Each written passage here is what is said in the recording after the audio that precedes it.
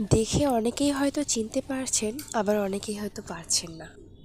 এটা হলো ঢেঁকি শাক। একসময় গ্রাম বাংলার আনাচে কানাচে থাকলেও আজ লুপ্ত প্রায়। কারণ একটাই, মানুষ এখন যত পারছে বন নিধন করছে। আর এই শাক সাধারণত বনের মাঝেই হয়। এতে রয়েছে পটাশিয়াম, যা উচ্চ রক্তচাপ নিয়ন্ত্রণে সাহায্য করে।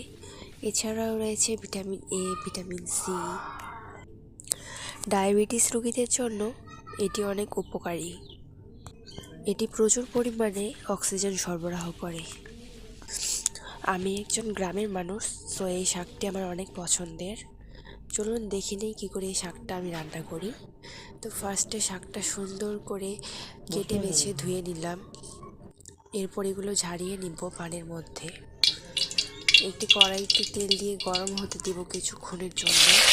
এরপর এর মধ্যে দিয়ে দেব পেঁয়াজ, মরিচ, রসুন।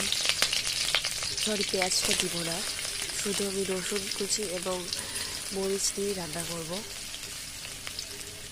এরপর মরিচ এবং রসুনগুলো হালকা করে ভেজে নিব। যতক্ষণ না এগুলো একটু লাল কালার হয় ততক্ষণ পর্যন্ত এভাবে ভাজতেই থাকবো।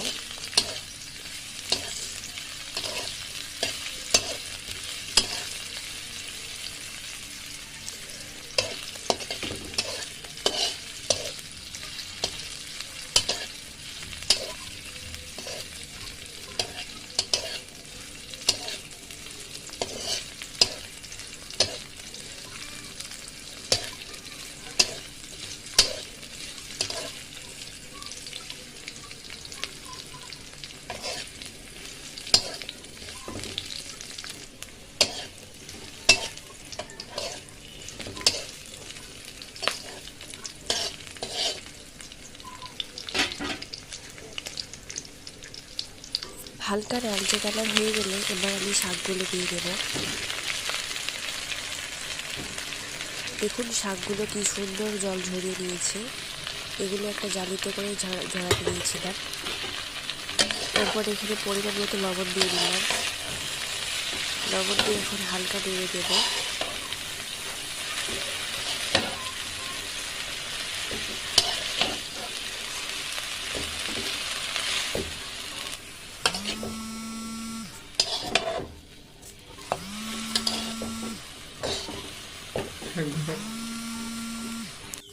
নেড়ে দেওয়ার পরে একটা ঢাকা দিয়ে ঢেকে দিয়েছিলাম কিছুক্ষণের জন্য।